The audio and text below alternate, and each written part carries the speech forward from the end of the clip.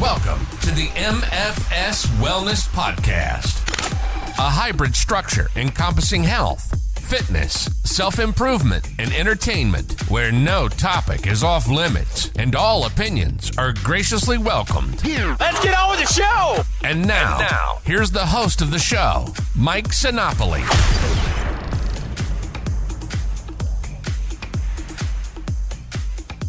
Welcome to the MFS Wellness Podcast. I am Mike Sinopoli, certified nutrition coach, consultant, counselor, call me whatever you would like. On this episode, I am reviewing gym etiquette.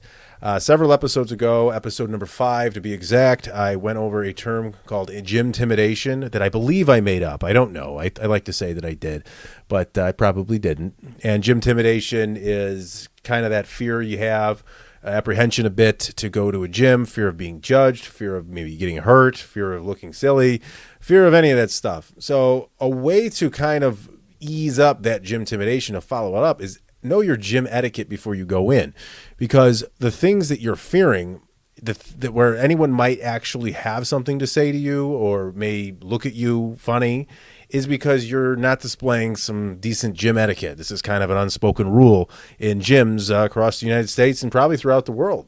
So what I want to do here on this episode is sort of run down a list of things where you can listen, and especially to those who may be just getting started working out publicly in a gym. You're very uncomfortable, which is totally normal, totally natural, and fine. It's how we all sort of got started, so you're not alone there. But hopefully this episode can help you out a little bit in how to avoid looking like you're new at the gym. You know, your physique is one thing, but your actions and how you carry yourself are a total different thing. So to get started off here, one of the main things, and probably the number one most requested thing at gyms, is that you re-rack your weights. So that could be anything from dumbbells, plates, kettlebells, whatever it is, wherever you take off of a rack that stores the equipment, that you should take that to use at your station and then put it back. That's as easy as it sounds, but believe it or not a lot of people like to do that. The problem here is some dickhead will come up to the squat rack, load it up with 4 plates on each side, do one half-assed rep, scream really loud, and put it back down, and then leave it there. And then the next person that walks up to that squat rack is a 78-year-old woman who wants to just squat the bar, and she's left with the task to unrack, if that's a correct term, 8 total plates off of a bar that may not be ergonomically standard to where she needs to be. It could cause her to be injured. It could have her have to go to the desk to get a trainer or an employee to remove the weights, and it stalls her day. And that's all for your massive ego and such, or your laziness in that factor, because it's lazy to not do it. I'm sorry. If you can put the weights on, you could take them off. So re-racking your weights is huge. And same thing goes for dumbbells. You ever go up to a dumbbell rack and like half of it's empty? You're like, where are the 50-pound dumbbells? I need those. And they're like on the other side of the gym, like one's in the corner and the other one's in front of like another station or something. You have to go hunt it down and waste a bunch of time.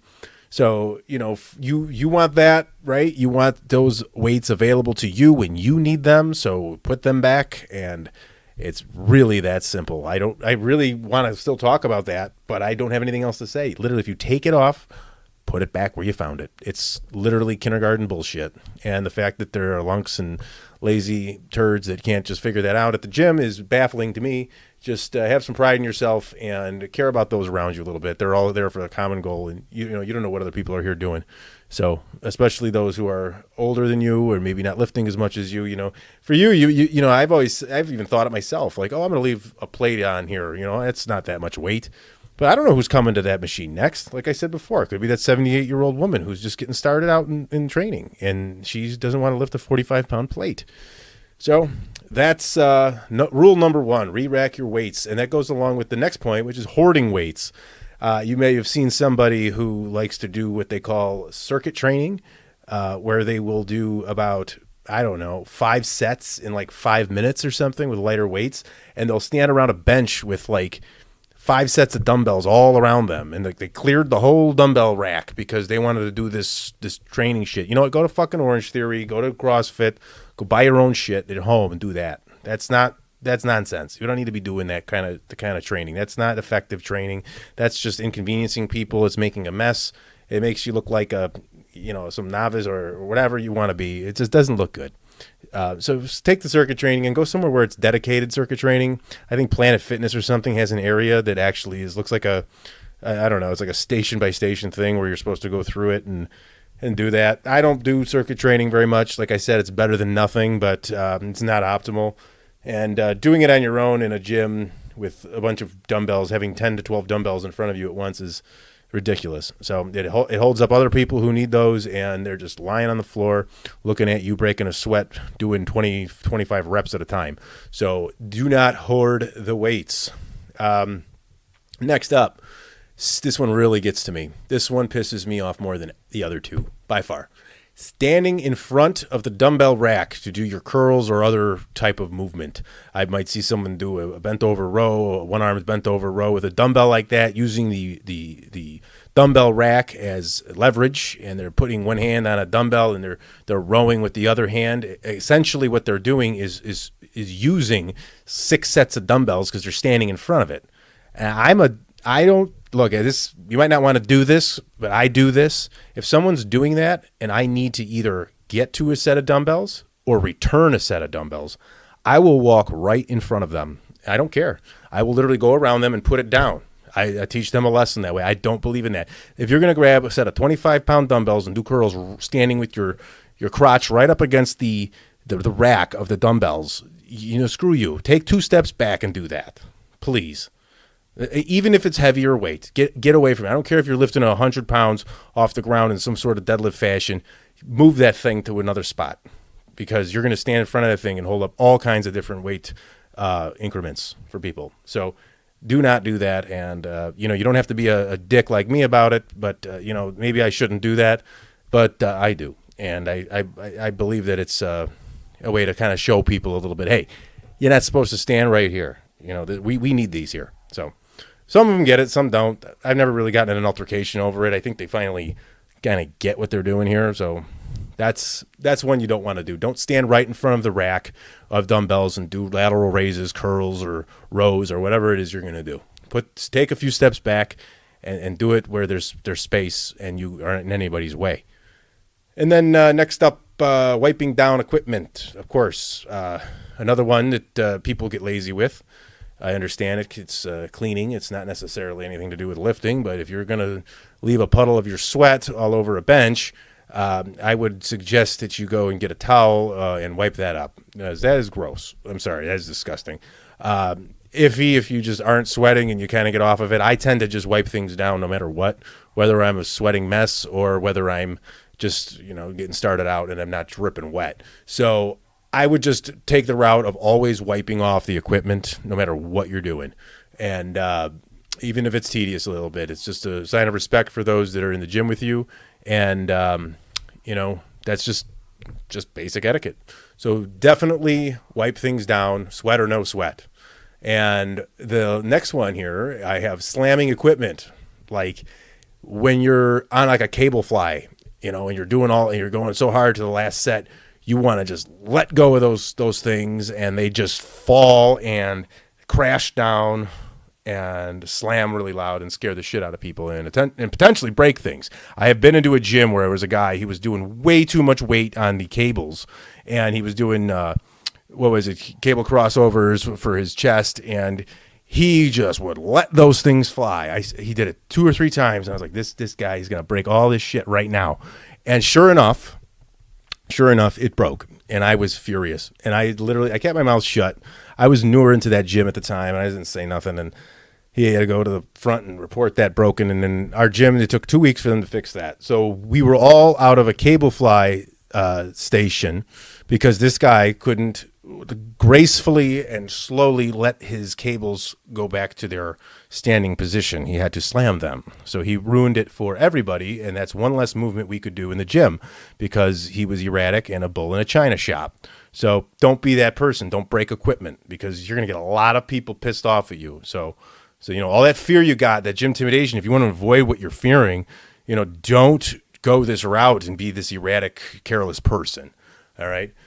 Next up, grunting, loud grunting. Now, I don't mind this one as much. So what I don't like too much is the overly holy shit, is somebody getting murdered in the back of the gym grunting? Like, I don't agree with Planet Fitness and their lunk alarm and no grunting. Sometimes you're going to let out a grunt. I've done it. You do it when you're pushing that last rep, and it happens, and it's okay. I don't mind it usually because I have headphones in. I don't hear anybody.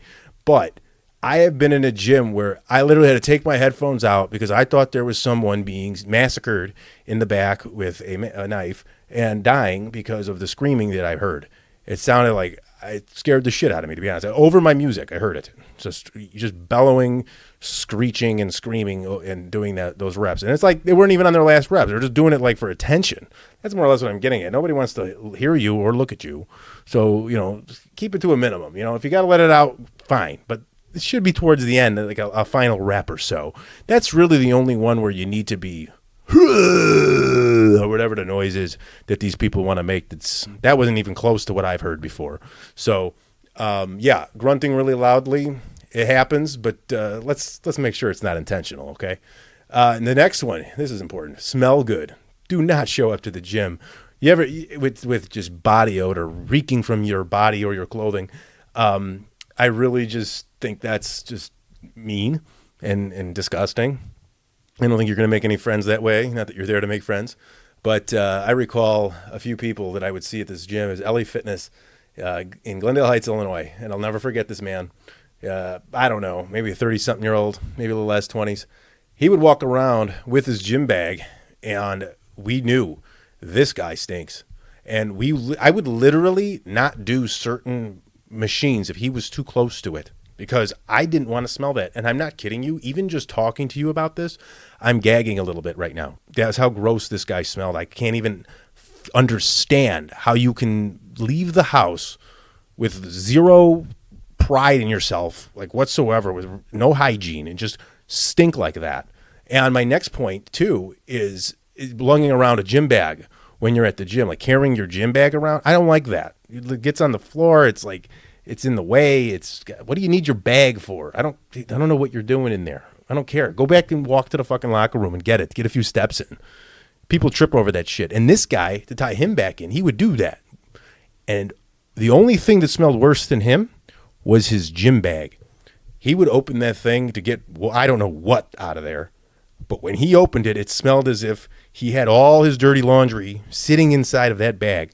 And it was just being held in there, and it just whooshed out of this horrific stink of petting zoo. And I couldn't handle it. It was disgusting. I don't know. If that was a long time ago, and if that was me now, I don't know what I would say. I honestly don't know. I would have to say something. It was horrendous. I don't know what was in that bag, but it died. It's dead, whatever it was. It's very dead. So anyways, you don't want to be that person. Take a shower, put on deodorant, spray yourself down. I don't give a shit. I hear some people complain that some girls wear like makeup and perfume and shit to the gym. Fine, I don't care. As long as they don't smell like they're a rotting carcass like this guy. Wear what you want. Look good. I don't give a shit. Take pride in yourself. Doesn't matter to me. Anyways, the next one up is resting on the equipment. And this one's a little iffy because, if someone's working hard and they want to sit down on a bench for a minute and to take a load off and scroll their phone, I guess, it looks bad if you just walk in and see it, but it kind of depends on the work they're putting in. But overall, someone may need that bench. Maybe you're sweating on it. Now you're using two things. So maybe try to be a little low key with resting on the equipment or rest on the one that you're using. I think that might be the best route. Interrupting people. I don't know when it's actually good to do so. I mean, I've been interrupted before, but I was actually grateful for it because a guy came up to me at the gym and he told me that he was 28 and he was feeling old about getting started into fitness. And I had put a post up, and he'd follow me on Instagram, and I'd put a post up about being 39 and where I was 10 years before that at 29 and how I had progressed from there. And he stopped me and he sort of interrupted me, not mid-set or anything, just while I was kind of in between sets, which is totally fine. If you're going to talk to somebody, that would be the time. So he did the right thing. But he interrupted me in the middle of my workout, my music, and he told me that I inspired him because he was 28 years old, and he said he felt old and late to the game into fitness. And he said, I saw your post, and it really, really inspired me to just go. Like, wow. He's like, I'm not that old. Okay. So that made me feel fantastic that I can reach somebody like that That is why I do this. That was the coolest thing to hear from just some random stranger that happened to follow me on Instagram. It was really nice to hear. So that's cool. But what you don't want to do is interrupt somebody or start talking to them while they're mid-rep, mid-set. That's not going to go over very well. You don't want to start talking to someone while they're in the middle of lifting something heavy. They're not going to be able to respond to you, and you're going to distract them, and it's nothing for anybody. That goes for men hitting on women, too. I don't know. Maybe some girls want to get hit on at the gym. Maybe some guys want to get hit on by girls at the gym. I don't know. It's a case-by-case basis, but odds are most people are just there for themselves to do their thing and don't want a bunch of perverted men gawking at them or talking to them. I guess you can gawk. I mean, if you're going to wear those tight yoga pants, we're going to look. I'm not going to lie to you. So, but you leave it there. Maybe you take a glance and then, don't ogle them and start drooling and touching yourself. But, it's there. You're wearing it. We're going to look. And that's where it ends. So that's about all you can do. But, hey, relationships are developed. I talked to men, women, everybody at the gym and, respectfully and such during downtime. And, it's a gray area there, but, some people don't want to be talked to, and you can tell. They're not making eye contact with you. They're looking down. They're in their zone. Leave them alone. Leave them alone. And then that goes along with unsolicited advice. If somebody is doing the wrong form blatantly, I even feel like I can help this person right now. I can help them. You know what? I leave them alone. They don't ask for help. I'm not going to help them. It might make them feel inferior. It might make them feel uneasy to get corrected. They might have thought they were doing it right. It's another gray area. It's tough. Like, am I going to help? I can help you, but you're not asking me. So, but if somebody does come up to me and ask me for help at the gym, that's another one. If I'm interrupted to ask for help or a spot, no problem at all. Always happy to help there, but just, make sure you do it at the right time. So, with the unsolicited advice, I would just refrain. I think saying nothing in that case is better. Because if somebody needs help, they're going to learn the hard way that they need the help by hurting themselves, seeing minimal gains and any progress. So that kind of concludes the overall gym etiquette episode here. So that's it's just something to take pride in yourself in the gym. Respect the club that you're paying money for. You don't want to break shit. You don't want to smell. You don't want to put people off.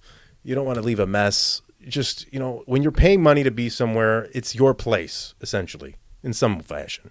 You kind of are part of, it's your place. You go there. I don't want to break something for all these people. And I don't want someone to break another piece of equipment for me. I don't want to be walking by people that smell like they just got done rolling in a pile of horse manure for the whole afternoon. I don't want to have that happen either. So, let's just take care of yourself as best you can do. Mind your business. Be mindful, though. It's be in your zone, but be mindful of what you're doing for other people. So with that said, if you have any other ideas that I might have missed here for gym etiquette, I'd be happy to listen to that and hear it, and maybe even compile some sort of list that I can put together that'll help somebody, in the future. Something I put out on social media that will benefit those who are intimidated for the gym or owning their own gym or just casually going there and don't have the information, don't know they were even doing it. Some people just don't know. So try to give them the benefit of the doubt. Not everyone needs to get a lashing and anything like that. So just kindness, I guess, always goes the farthest. And I have been trying to implement that in my life. So let me know. Hit me up on Instagram, Twitter, or Facebook at MFS Wellness.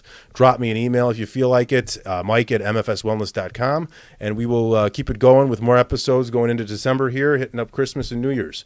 Big time of the year for the fitness industry. So we will go that route and talk to you on the next episode. Thank you.